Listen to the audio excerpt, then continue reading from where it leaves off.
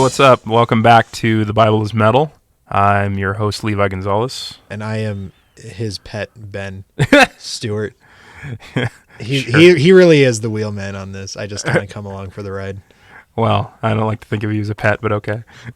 Yeah. Okay, maybe pet's not the right word. Yeah, it's all good. It's all good. I'm your protege. Okay. But that actually has positive connotation. It does. It does. Moving on. Welcome to the third episode of The Bible is Metal. The last two episodes. So real quick, if you haven't listened to the first episode, that was our introductory episode to the podcast. And so if you haven't listened to that, I heavily encourage you to go listen to that. We kind of define our terms. We define what we mean by The Bible is Metal. If you somehow may message us later and, completely take us out of context and don't listen to that, then we will just delete that email and forget about it forever. Because, we want to be taken at our word and not the perceptions of us. So definitely go listen to the first episode. If you haven't, if you have, welcome back.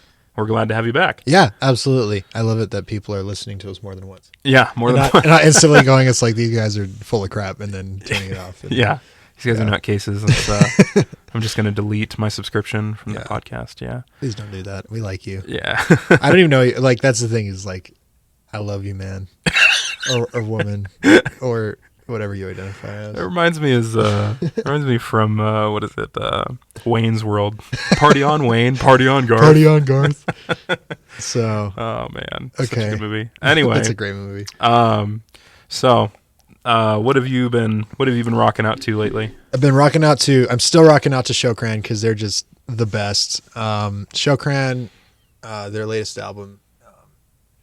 So he's a bedroom recording engineer, which is what I aspire to be, and his production is just insane, and the music is fantastic too. But priorities.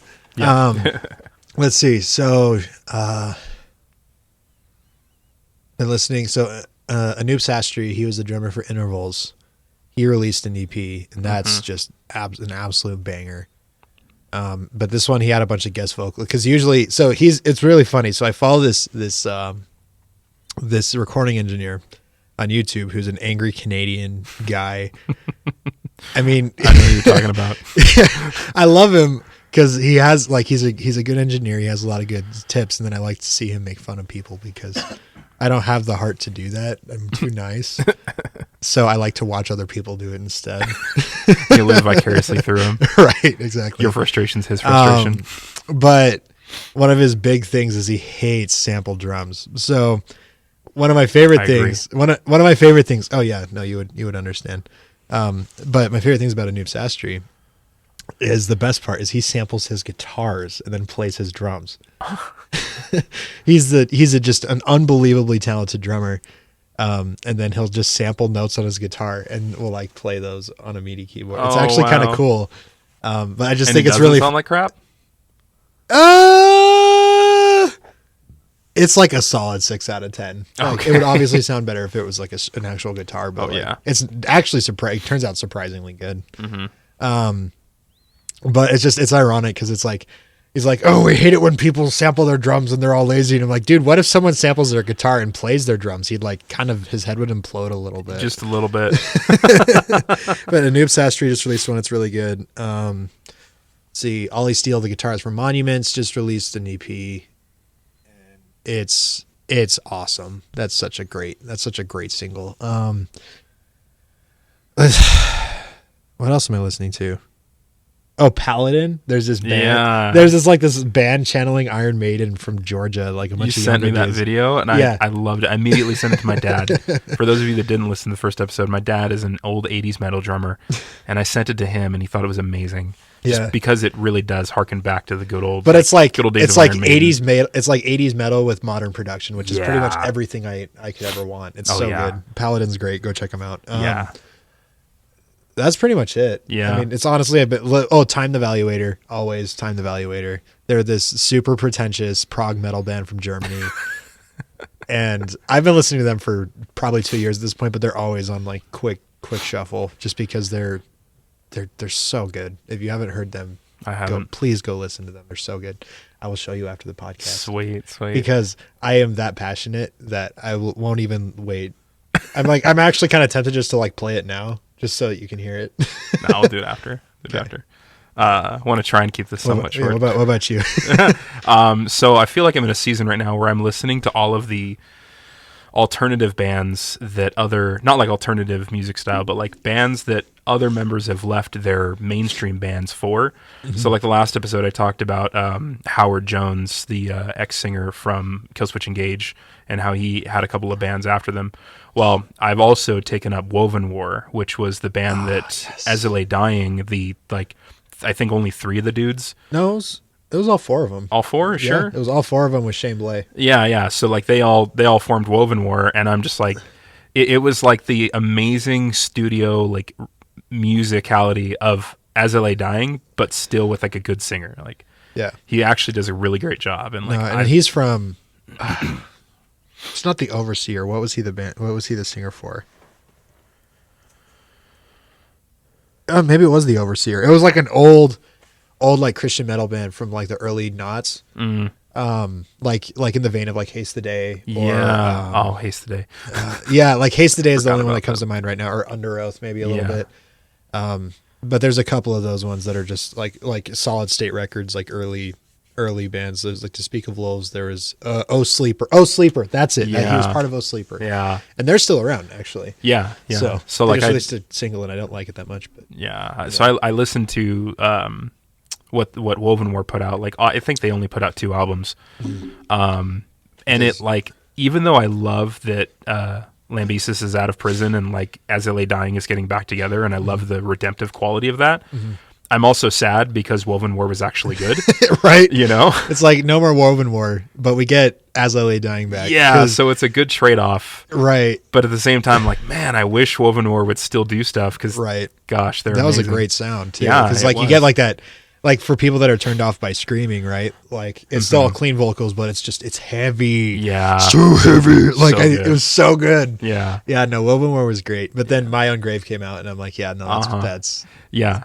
As I Lay Dying is back. That's great. Oh yeah. So and I'm super excited about that. And like I said, like I'm excited about the redeeming quality. Yeah, because we actually went to the As I Lay Dying As I Lay Dying like comeback concert like back in November. Yeah. And it was like amazing. It was amazing. Like just hearing his story and hearing him talk about like there was no bitterness. There was no he was fully like, it's like, guys, I screwed up. I'm so sorry, and just thank you so much for being willing to let me do this again. You know? Like that's kind of been his language ever since he got out, which is good. Which is great. Like, it's just amazing. He also did a thing for Heart Support, and if you haven't seen his testimony on Heart Support, I would highly recommend it. I haven't heard of that. Oh, so Heart Support, it's an organization that Jake Lurs from ABR started. Oh yeah. You told me about that. Yeah, so he it's just a place where if you need to go talk to someone, you can go talk to someone. There's no it's designed to be a little like, it's not religious in tone. It's very much just if you need help, go get help. Like they're there for you to support. Like if even if it's just something that's like, hey guys, I'm not feeling great today, I just needed someone to talk to. It's all anonymous. Go check it out. It's really cool. What's it called again? Heart Support. Heart Support. Okay. Yeah. So we're not sponsored by Heart Support. We're not sponsored by Heart Support. I love seeing what other people are doing to help, and I will gladly talk about that for hours. Absolutely. So, especially Jake Lures, because I really like him as a person. Yeah. So he wrote a Devo book that I'm going through, and it's really, really great. So awesome. Yeah. Yeah. All right. Yeah. So let's get to today's scripture. Well, a couple of verses, I think. So last episode we talked about Elisha and the she-bears, and we were really excited about that one. That was super fun. Hopefully you guys like that. And today we're going to be talking about what we're calling Jesus cleansing the temple. So we're actually switching gears from Old Testament to New Testament and covering a pretty interesting story. It's usually what a lot of people look to when people want to think of like the edgier qualities of Jesus. This is one of the typical stories to go to. Like Jesus, yes, he was a loving, wonderful man, and we believe him to be God, and there was many amazing loving qualities of him, but there were also, just like we talked about in the last episode, there are those elements of justice in his character. Right. When injustice is happening, he's going to show forth some grittiness. Yeah, I mean, he's also bitingly sarcastic, which is one of my favorite qualities of Jesus. Yeah. Because then when someone's like, what would Jesus do? And I'm like, make a snarky comment. It's like, that's what I would do. Yeah. Have you not read in the scriptures? Or have you not this? Have you not that? Like especially mostly at the Pharisees, because they deserved it. But oh man, yeah. Don't even get me started on the Pharisees, man. Like will have episodes on the Pharisees. Yeah, they're and modern day Pharisees too. Yes, absolutely. Recovering modern day Pharisee myself. So there's definitely a lot to be said there. Yeah, for sure. But yeah, so we're gonna go ahead and talk about that today. And so, you read last week. Yeah, so you get to read. I'll go ahead and read this week. Yeah, cool. So there's actually, before we get into it, there's actually two instances of the temple cleansing. The first one appears in John 2, verses 13 through 17. Okay. And this is fairly early on in Jesus' ministry, and one of the times of the Passover that Jesus and his disciples enter Jerusalem, and this was the first occurrence of that. But then, we get another one later, a second temple cleansing. So apparently, this was fairly normal for Jesus to do. We get a second one later, which we'll read afterwards. So yeah, okay. Go ahead and read. So the first one, starting from verse 13. When it was time for the Jewish Passover, Jesus went up to Jerusalem. In the temple courts, he found men selling cattle, sheep, and doves, and others sitting in tables exchanging money. So he made a whip out of cords and drove them all from the temple area, both the sheep and the cattle. He scattered the coins of the money changers and overturned their tables. To those who sold doves, he says, "Get these out of here. How dare you turn my father's house into a market?" So... read verse 17 as well. 17. His disciples remembered that it was written, "Zeal for your house will consume me." Yeah. And so that was the first occurrence. The second occurrence, I'll go ahead and read the second one because I have it in a combo here, because it appears in Matthew, Luke, and Mark, and there are elements of all of them, and I did a hodgepodge. Okay. Read it. So this is a meshing of Matthew's occurrence, Luke's occurrence, and Mark. So I'm not even going to go about verses, but I'll say it appears in Matthew chapter 21, verse 12 through 13, Luke 19, verse 47, and Mark 11, 15 through 18. But here we go. Here's the Frankenstein verses all together. So, and they came to Jerusalem, and he entered the temple and began to drive out those who sold and those who bought in the temple. And he overturned the tables of the money changers and the seats of those who sold pigeons. And he would not allow anyone to carry anything through the temple. And he was teaching them and saying to them, "Is it not written?" There's the sarcasm. "My house shall be called a house of prayer for all the nations, but you have made it a den of robbers." And he was teaching daily in the temple. And the chief priests and the scribes heard it and were seeking a way to destroy him, for they feared him, because all the crowd was astonished at his teaching, for all the people were hanging on his words. So yeah, if you were to go to any one of those passages, some of that stuff you wouldn't see, but I have one of those fancy comparison synoptic gospel Bibles, and so I was able to compare all of them. But that's the second occurrence. So this actually happened twice, possibly even multiple times. Yeah, and it's yeah, I mean, I bet at that point it'd just be one of those things where it's like, oh crap, Jesus is here again. What is he going to do? What is he going to do this time? And I feel like there's an element of that to any of the Pharisees' interactions with him, going oh no, what is he going to do? Yeah. So I definitely feel that the Pharisees were always sweating when he came around. Yeah, because it's they never one-ups Jesus, just ever. So he'd always make them look bad or dumb or something like that, which we'll get to at some point, but that was the worst possible thing for a Pharisee was to look bad, right? Oh yeah. Yeah. They made it their entire life to look good in the eyes of man. Right. So, but anyway, yeah, moving on. So Jesus did this a lot.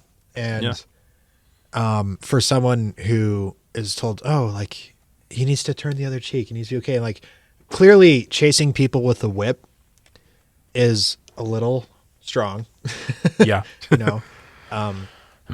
So I know you had some talking points you wanted to get to. Yeah.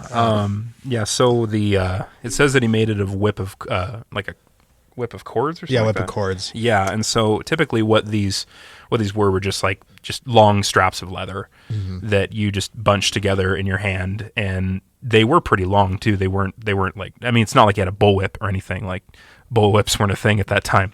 But it was, I mean, you could reasonably say this is like a few feet long of a thing of cords, and all made of leather, and probably not anything attached to them. It's not like he was torturing people.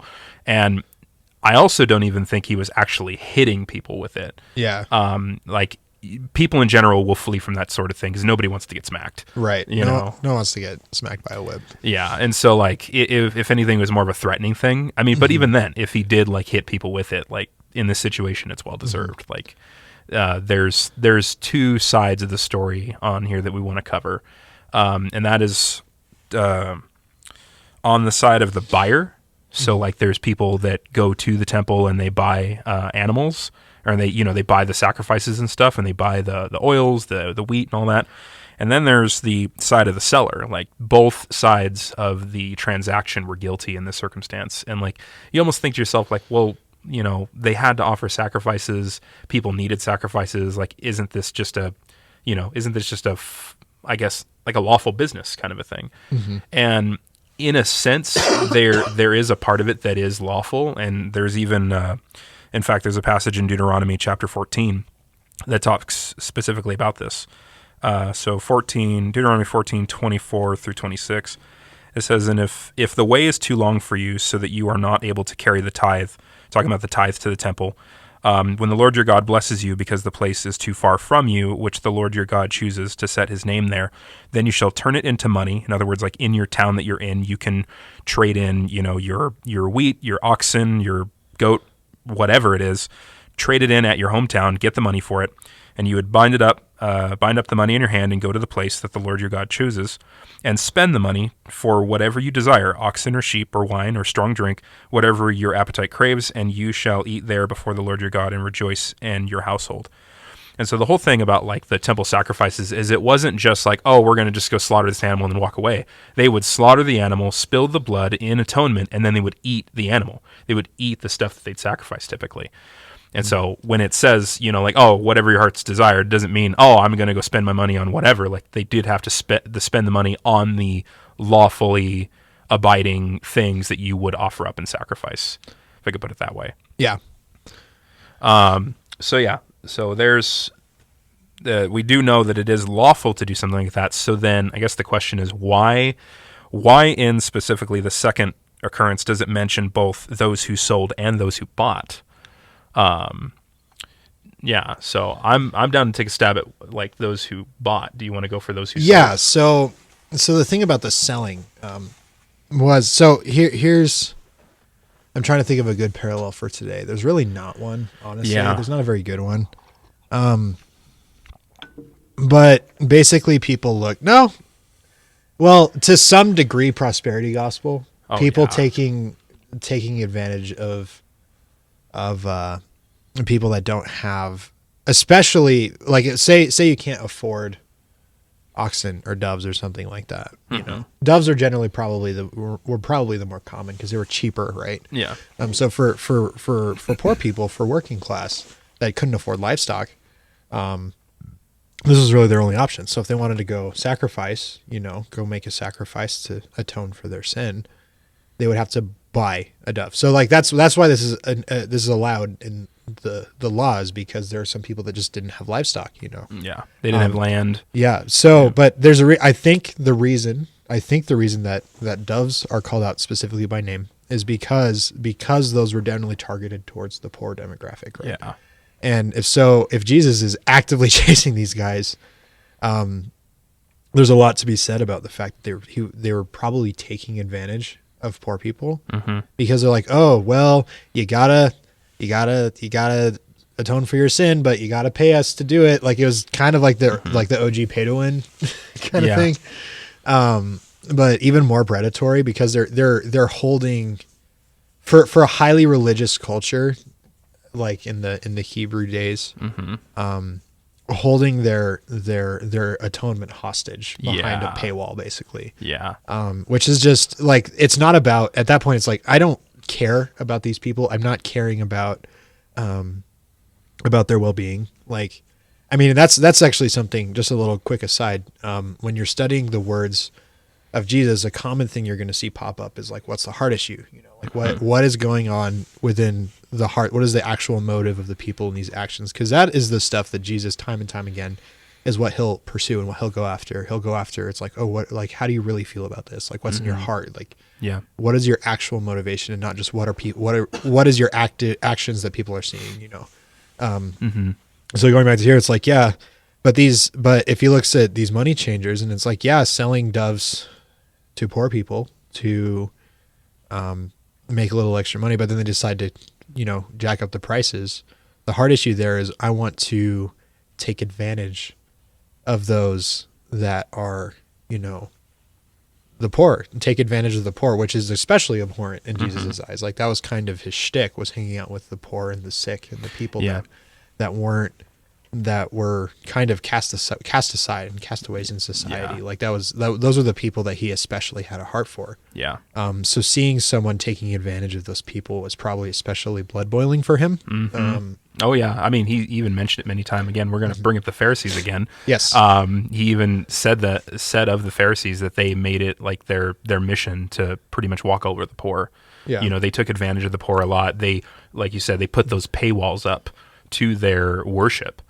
And like, I'd say, yeah, that was like the capital sin right there that Jesus was mostly angry at, was the fact that there was this culture going on where it was more about the money and about the prosperity behind it than it was about the actual act of sacrificing. Well, it wasn't even like, I mean, not only that, I would venture to say it wasn't any about the sacrifice. It was all about the money. Oh yeah. That's all they cared about, that was their business, was basically swindling poor people out of all of their finances. Cause, kind of jumping ahead to, there's a parable, or not, is it a parable of the two mites? Yeah, it is a parable. Oh no, it's not. Or did it's it actually not. happen? It actually happened. Okay. Yeah, the widow with the 2 mites. Yeah. So the widow comes in and offers basically 2 mites, which is like, if someone, like, say a poor homeless man walks into a church and then offers, 12 cents. Yeah. That's all he has. Then a rich man walks in and gives $300. Yeah. The God is based, like Jesus said, he's like, I will look more gladly on the poor man that gave that much, because it was more of a sacrifice for him, But then it's like, these people are taking advantage of people that have no money at all, just to line their pockets, which is abhorrent. Yeah. Honestly. Yeah. It's like the equivalent of someone like charging you a fee to walk into the church. Yeah. And be a part of the activities. Right. Like that, I guess, I mean, I don't know of any church that does that, but that could be like the equivalent. Yeah. Funny story. When I was back in California, this was when I was like a teenager, my cousin and my cousin Chris, hi Chris. Chris is a metalhead too, so he'll probably be listening. We were walking up to our old church. It's a high desert church in California. And at High Desert Church, like most like larger mega churchy places, there's usually like some kind of coffee shop or like a cafe area where people can go and buy coffee and whatnot to take into the sanctuary. And, they got their morning coffee, and it makes them awake to be able to listen to the pastor. And he equated that with like what Jesus was saying. Didn't Jesus say like not to make the temple a den of robbers kind of thing? And like, aren't they doing the same thing? Like, he equated the cafe with what the Pharisees were doing, or with what the religious leaders were doing with the whole like, like selling the stuff, for higher prices in the temple. And like at the time I thought nothing of it. I'm like, oh, like, I didn't really think too much of it. And like today, even still now thinking of it, I'm like, I don't think that's the same thing. No, it's not. Yeah, it's not the same thing. Jesus wasn't attacking them over the money, right? Yeah. Because it's like, especially with the cafe stuff, like I love churches that have a cafe. All the churches I've been to that have a cafe, it's usually like you go, it's like you pay like $1 and you can get like, a mocha or a latte or something like that, which would usually cost you $3 or $4 at a coffee shop down the street. I mean, so it's not really about the money. Like I think like most of them just use that as like a service. Yeah. And so it's like, we're not trying to condemn people selling things in church, like, or like a bookstore, churches that have bookstores that are selling books and stuff, like that's fine. Yeah, like that's totally fine. In this specific situation, like it's not a bar, it's not a block to the people's worship. Like the cafe is an option. If you want to go, like, just get a coffee, you can, but they're not putting that front and center. Right. It would be the equivalent if they said you have to buy a coffee in order to enter the church. Right. Like you have to buy tickets to get into the church. Exactly. Like, or it's like for someone where it's like, or especially if it was one of those churches where they're like, oh, you have to be prayed over by our pastor or something like that, which is also very, I would say, heretical in most cases. Oh, like to be able to enter the church? We're like, in order to be saved, but then they also then also you have to pay $10 to get in. For someone who's really, really poor, that might be really hard, you know, to pay. Like I remember back when I was in college, if I had to pay $10 every time I go to church, I wouldn't go. Oh yeah. Because I just didn't have the money. I'd start my own. Yeah, pretty much. I'd get together with my buddies and I'd grab a guitar and a cajon and we'd sing songs and read the word together. But like, I wouldn't go to church if I had to pay $10 to get in. No way. At that time. That's the wrong church. You shouldn't be going to that church. Exactly. Like that's the thing, is no church. Like that's the beauty of the gospel. And this actually fits very in line with what Jesus' mission was to make the gospel accessible to all, to everyone freely. Yeah. So there's this. So of course, like God walks in, or Jesus, God, whatever, same day. Yes and amen. Yes and amen. He walks into the temple and he sees people abusing so they're basically taking something that God made, or God allowed them to do to help people, and you seeing it, they turn it on its head and use it to line their own pockets and hurt people. Yeah. So of course that's going to make him extremely upset and angry. Like, and that's the thing, is that's actually another thing I kind of wanted to address, is that like, this shows you that's like being angry is not a sin inherently. Like it is okay to be mad over injustice. Yeah. Not only that, but it's like, it's almost expected. It's expected to be angry over injustice. Yeah. You know, if Jesus wasn't zealous for this situation, then he would be less than Jesus. He would be less than God. Yeah. Like he wouldn't be God at that point. Yeah. And that's something I think a lot of Christians don't do very well, is when they're like, oh, I can't. Well, it's like, well, that's a bummer, but being angry is, I mean, it is. And being like unchecked anger, like acting out in rage or anger is definitely sinful. Yeah. But some Christians just won't even address that. They'll stick their head in the sand and go like, you know, I'm not going to do this because it makes me mad, and being mad is a sin, so I'm just not going to confront it. When it's like, there's so much injustice in the world today, and people aren't getting angry enough about it. You know? Yeah, absolutely. I mean, especially in our day and age where there's just a lot of like, I'm not entirely sure that the scriptures tell us to be protesters. But at the same time, I do believe there's a right way to protest. Like if you're just standing there on the side of the street with a sign that just says God hates you, but giving no context to that and like explaining it. I mean, of course, I think that sign could have better words on it and more explanatory words. Yeah, that's an understatement. Yeah, but like that's incredibly counterproductive, and it's hateful. Like that's like not loving at all. Exactly, and I think there's if you're gonna go out there and do like a protest type, you know, thing, because of course we're talking about like it's good to be zealous for a righteous cause, you know, and like there are people out there who do that a lot. Yeah, and I have a lot of respect for people that go out and are trying to change things for people that have no voice. You know? Yeah. Like that's I find that extremely honorable. Absolutely. But at the same time, temper that with make sure you're doing it for the right reasons. Because I had a lot of friends in college where they'd be like, or acquaintances in college, and this is actually something I see exceedingly commonly just in the world today, where someone will go out and it's almost pharisaical in the other direction, right? Yeah. They're like, dude, look at how good I am because of how much I'm working for everyone else. And it's like, they don't actually really care about the people. Yeah. They don't. All they want to do is they just want people to say, oh, look at them, they're so virtuous. Yeah. Like you write that off on your ticket that week. Like, oh, right. I went to this protest, I'm a good Christian. Right. And it's like, but then there are Christians who are constantly fighting for the welfare, like especially in third world countries, are constantly fighting for the welfare of the downtrodden, the sick, and the poor, the widow, the orphan. Like that stuff is extremely honorable. And something I think all Christians should aspire to do in some form or another in their walk of life. You know? Yeah, absolutely. And so calling out injustice when they see it. Yeah. And so like I I don't disagree with like the form of protest. I just believe that there's a right way to go about it, and there's a right heart way to go about it. You know. Well, that's always make sure your heart is in the right place. Yeah. Always. Absolutely.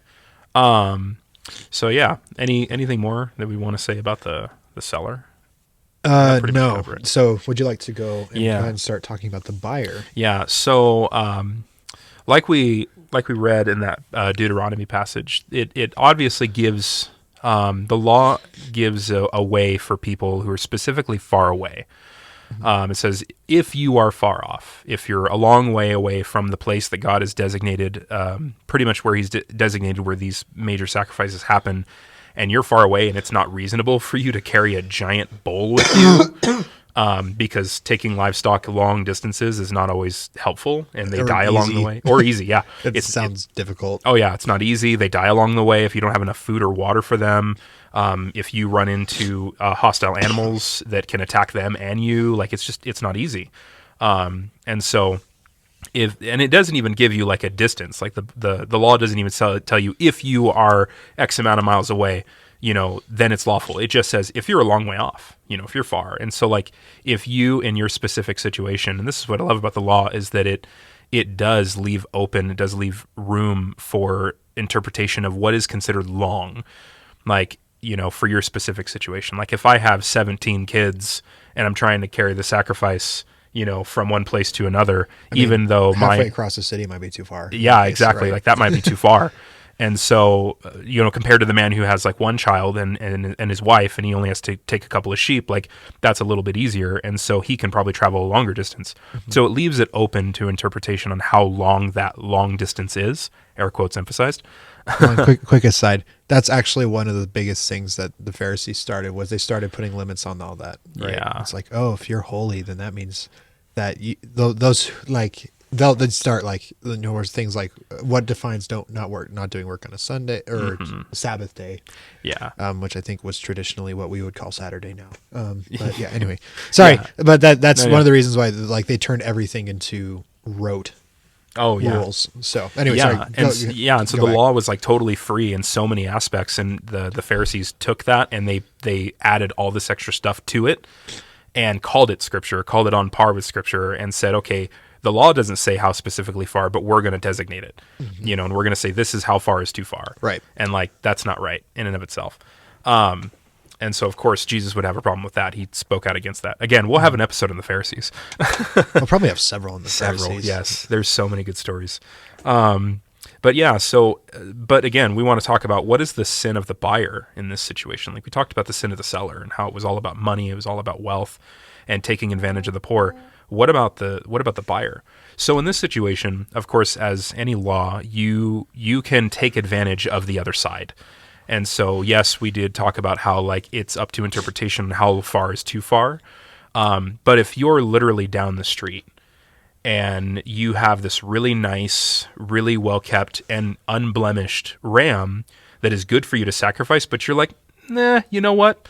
I think I'm going to keep this one. I have a little extra change on the side. I'm just going to go to the temple and buy one so that I can keep this one and utilize it for, food or whatever. Mm-hmm. In other words, you're now not taking the tithe of what is yours already and sacrificing it to the Lord, which was specific in the law. Well, and then it's not a sacrifice anymore. Like kind of going back to the widow of the two mites situation, right? Yeah. And I mean, if like God cares if you're giving something that is a bit of a sacrifice for you, like and cheerfully, like he's not coercing you into it. But yeah, like this kind of on the flip side, like then this actually really benefited wealthier people that could afford to do this. Yeah, like if you have a ton of extra money and you can afford to save, the animals that are good to sacrifice and that you're supposed to sacrifice, and you're like, hey, the law says I can, go and buy stuff from the temple. I might as well go do that. Mm-hmm. And so by doing that, you're almost now feeding into the seller's sin, right? Which is I'm just going to take money to the seller and I'm going to go buy a ram, a bull, whatever from them, and it kind of gives incentive to the seller too. And so like there's two sides of the coin. Like the seller, of course, bars the poor, but the buyer, the rich buyers, can also like raise the bar for that so that it makes it harder for the poor. And so like there's that. What can I compare it to? It's okay. it's like the housing market. Yeah. You know, when you have a ton of people, like lower income people in an area, and then you have a ton of like rich people that come into the area and buy all the homes, that makes the housing prices go up, which pretty much bars like lower income houses from being able to buy those homes. Right. And that's actually something that actually hits really home for me, because Me I too. actually have a pretty good job. I'm extremely blessed, you know, but I still can't afford a house in Salt Lake. Like Yeah. my basement right now, we're renting it, and it's a tiny little bungalow in the middle of a block somewhere. And I'm paying more, a little over what I think the mortgage payment was on my parents' house not even 10 years ago. Yeah. And it was like a 3,000 square foot, like Yeah. 6-bedroom house in Riverton somewhere. Mm-hmm. So yeah, like Yeah. it's the rent, like the housing market here is insane. Yeah. Because of that reason. Like, I mean, it's all your fault because you're one of those people who moved in from out of state, taking our jobs. They took her job. I don't watch a lot of South Park, but that is the one episode that I saw and loved. Oh man. Man. Yeah, because you're one of those guys who came in for one of the web development tech Yeah. jobs down here. Yeah. That's paying gangbusters and can actually afford a house. Yeah. Jerk. Yeah. Anyway. Well, to be fair, I also don't have a house at the moment. I Yeah. rent. Yeah. Well, because finding a house is hard. They're expensive here. Yeah. Like the average house, I think someone did the math, and in order to buy the average house in Salt Lake, you have to make like $90,000 a year. Yeah. It's insane.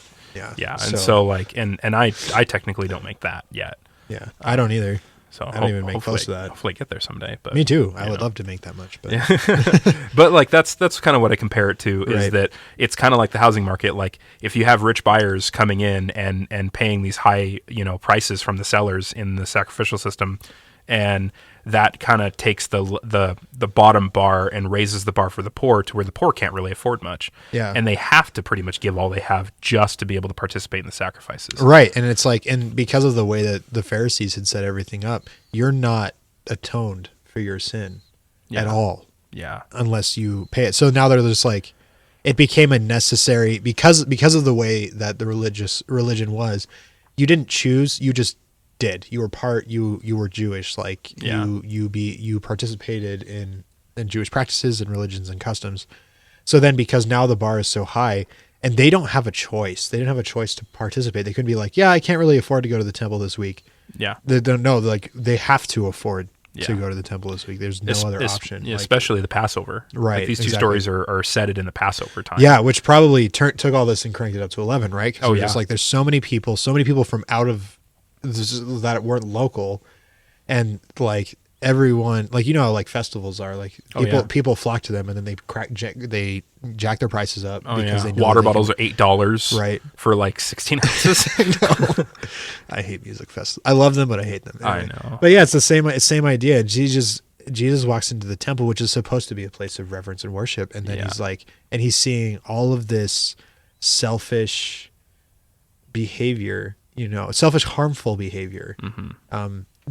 committed in the name of his father. You know, Yeah. like that. Of course, he's going to be mad, and he has every Yeah. right to be, in Yeah. my opinion. Like that's, Absolutely. if anyone had a right to be mad in that situation, it would be Jesus. Like. Yeah.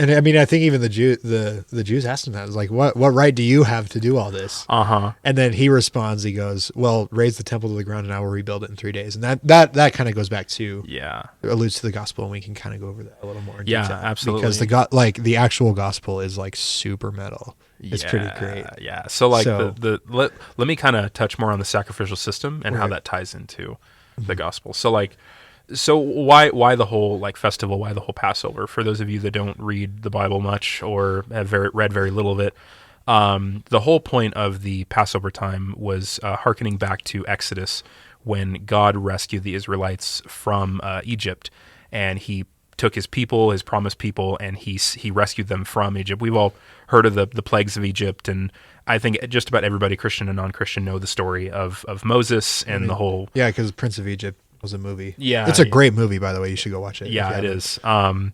So like I think everybody normally just knows that story, but the Passover is the festival that God had set up because of that event. Like the Passover remembers the event of the Exodus. It remembers the time when God had redeemed Israel from the house of slavery, is what the scriptures call it. Like Egypt was a house of slavery for the Hebrew people, and God had rescued them from the house of slavery. And with that came the sacrifice of a lamb. And what happened, one of the final plagues was you are to sacrifice this lamb. You are to take the blood of the lamb using some hyssop, I want to say it was. Yeah. It was like a branch of hyssop. And you were to to pretty much paint the blood over your doorpost so that night when the death angel, who I like to call the Grim Reaper, yes, the Grim Reaper is in the Bible, came and looked upon all the houses, and if you had the blood of the lamb shed upon your door, he would pass over you. He'd pass over the house and go to the next one. Any house, including the Egyptians, that did not have this lamb's blood on it, the death angel would come in and he would kill the firstborn of that house. Like that was the plague, was the death of the firstborn. We should totally do an episode on that. Totally should. We will. We'll do episodes on the plagues. That'll be great. But yeah, so like the death angel would kill the firstborn of all of Egypt because, of course, they didn't sacrifice the lamb. They didn't, do the thing with the thing.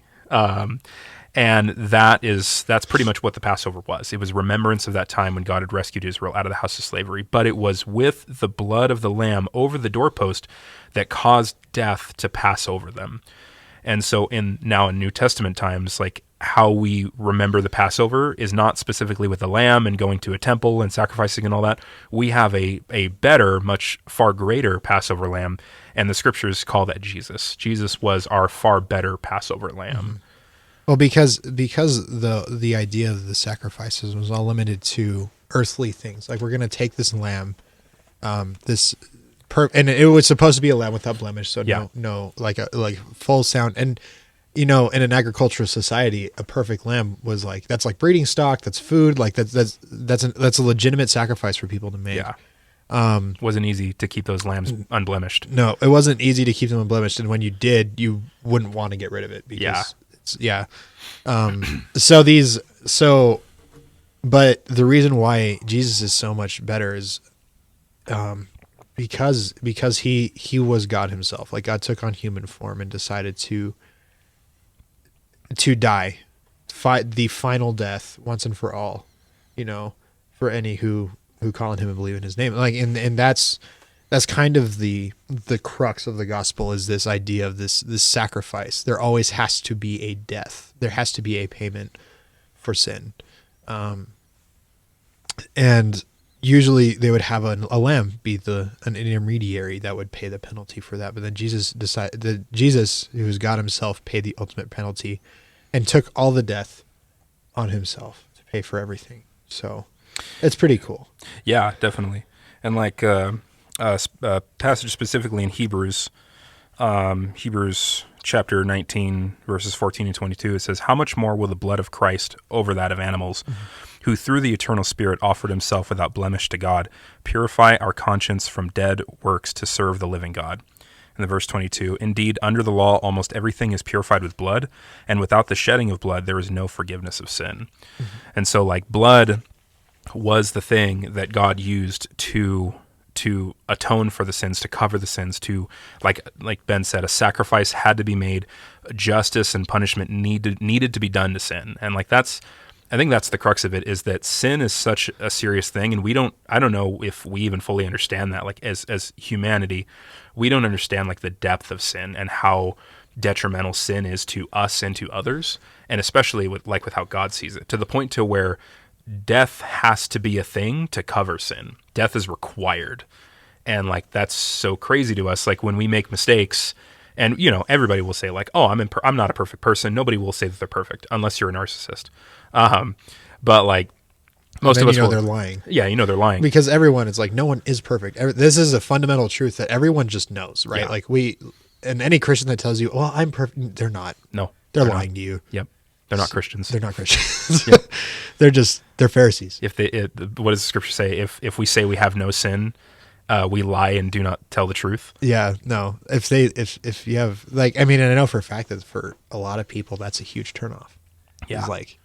It's like, oh, well, Christians are arrogant and Christianity should be full of people who know they are sick, right? Yes. Because like Jesus himself said, like, I'm not here for the healthy. I'm here for the sick. Like, because the healthy don't need a doctor, you know? And we're all sick. Exactly. You know? We are. Mm-hmm. And so, like, in our culture, we take so lightly our imperfection, and we just say, we just state it as a matter of fact, like, oh yeah, we're imperfect, you know, whatever. But that imperfection is actually far more serious than we even take it, to the point to where a blood sacrifice had to take place in order to cover that imperfection, and his name was Jesus. And so in order for your imperfections to be covered, you need to believe upon Christ, to believe in his sacrifice, that it wasn't just a point in history, that Jesus wasn't just a historical figure who died a martyr's death, but that his blood sacrifice had real spiritual significance, to where his blood was shed for a spiritual wrong or a spiritual debt, which was your sin, which was our sin. And so when we believe on Christ, our spiritual debt of imperfection is covered, and we are, as the scripture says, we put on Christ at that point. Like, we wrap ourselves with his righteousness and his perfection, because we are imperfect. Because then God doesn't look at us and see, like, I love the implications of that verse, because it's like God, we wrap ourselves in Jesus, so God doesn't see us. He doesn't see our horrible imperfections. He looks at, all he sees is he sees Jesus wrapped around us, you know. And that's pretty cool. Yeah. And so that's the significance of the sacrificial system in that point. And like, that's why it was such a big deal for Jesus to do what he did. Right. Because, you know, blood sacrifice is a serious matter. And when you try to use it for your own advantage, that's when things get bad. When you cheapen it to that level and you just use it for money. Yeah. Because I mean, something so cheap as money. Right. Because like we think of money, like money makes the world go round, and it does to a point. Yeah. But also it's like, when you, like, I was struck by this. It was like my grandfather passed away a couple of years ago, and he was definitely, he loved his things. And it was hard seeing as he passed away, and we went to his house and all of his stuff was just still there. All his money was still here. Like, I definitely like don't like to sit on the side of the fence and debate, oh, what happens after you die? And it's like, and yes, there's a lot. I like to think about, okay, what are the connotations of following Jesus here and now on this earth? But there's something to be said for, if you take something of God and cheapen it for the love of money. That's why I originally at the beginning of the episode kind of harkened back to the prosperity gospel, where you have people taking advantage. Especially like Benny Hinn, leaves a horrible taste in my mouth, because it's like he's taking people that are hurting and are so desperate for healing that they'll go to someone like him. They'll go to a snake that is just going to take their money, and he takes advantage of people like that. That just that leaves such a bad taste in my mouth. Yeah, there you go. Like, there's our modern day example. Right, exactly. It's like, yeah, people who are sick, and especially because American healthcare system is royally messed up. People who are probably broke, because if you're very sick, you're going to be spending a lot of money trying to be better. And this totally perfectly encapsulates like what it was like for a poor person walking into the temple. It's like, oh, I need to pay for my sins somehow. Like, well, for the low price of 47 shekels, you can buy 2 Passover doves that they probably bought. That's a lot of money.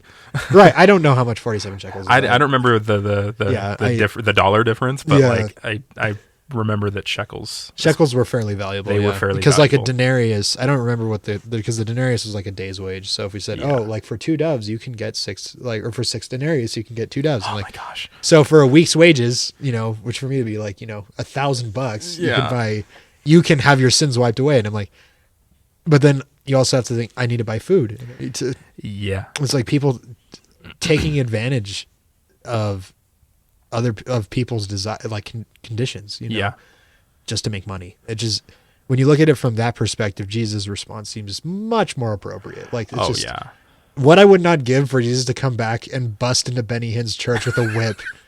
Oh man, yeah, and start chasing people around. That would be, I pray for the day when that happens. But yep. All right. Anyway. Well, I think we pretty much covered it. Yeah. So cool.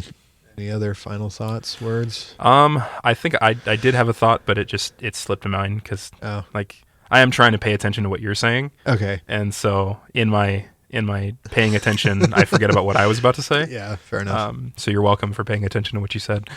Thank you for paying attention to what I said. Yeah. All right, coolio. All Well, right. it was wonderful to be able to talk. Hopefully this gives you something to think about. Yeah. I am Ben, I am Levi. and this has been The Bible's Metal. Have a wonderful week.